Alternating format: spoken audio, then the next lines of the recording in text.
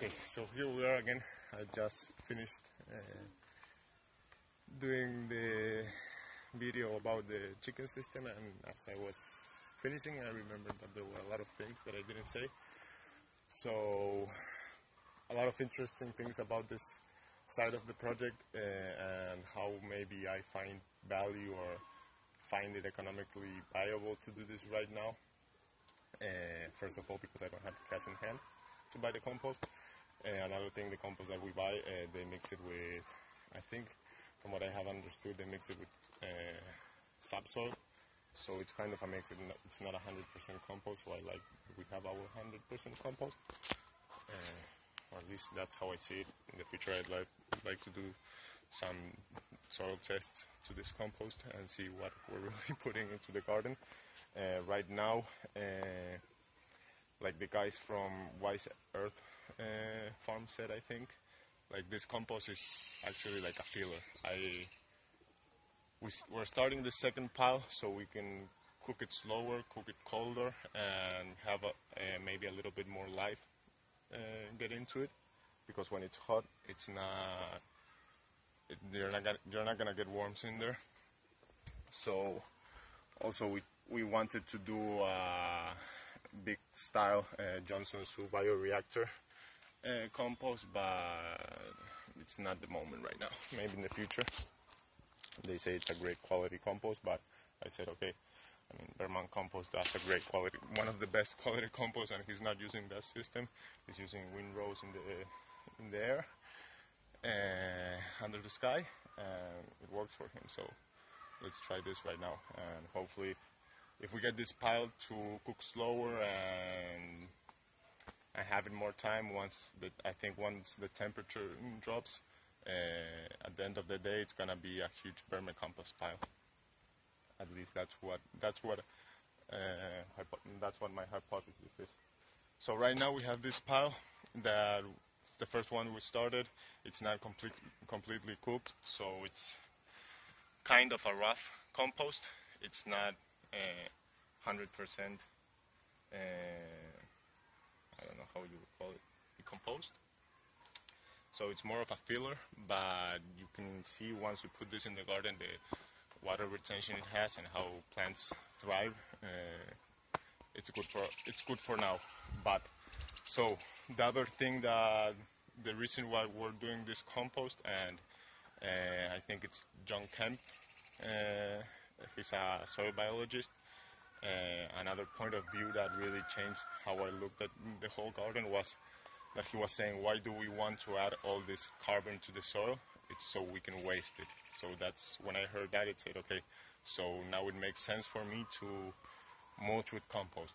I didn't want to mulch with compost because I thought it was too expensive, that it wasn't worth it, that you were wasting that compost because you were letting it on the top of the bed, and that way you were going to lose all of those nutrients. But then when I also understood that what we were doing was doing vermicompost beds and planting on top of them, I said, okay, so I want to feed my soil, and if I want to put, I can put that carbon because I'm putting it to lose it.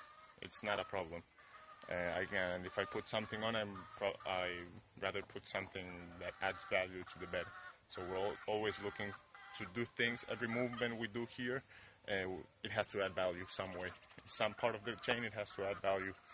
And another main thing that really adds value to us, or at which we are going after, is compost will allow us to start running different machinery to make us more efficient. So right now we're hand weeding, mainly because since we put the harder compost, hay, wood chips and all of that, if we would run moutonniere hoe or any of those things, we would break everything. Like that would lift up all of the branches and just kill, screw up a lot with our crops.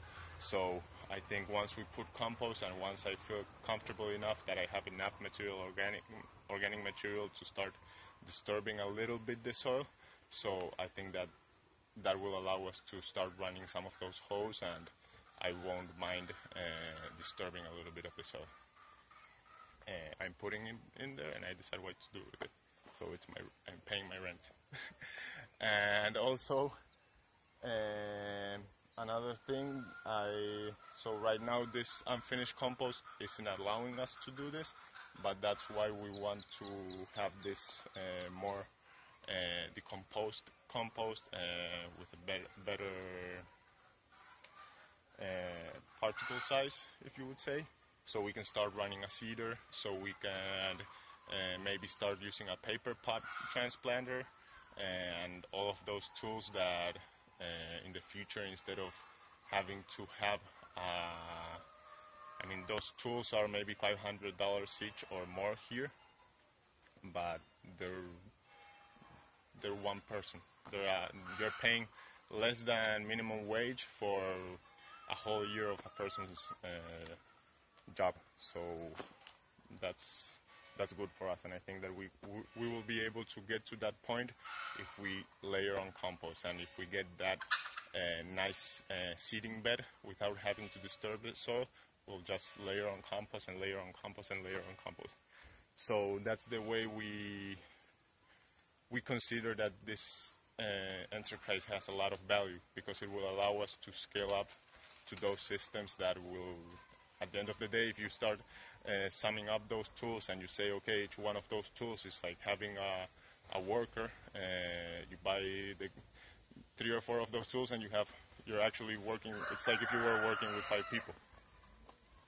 So okay, I don't know if the math right there at the end made sense, but and quick throwing of numbers, just to think of it. And again, remember to give us a like if you like what we're doing, comment on what we're doing, and thank you again.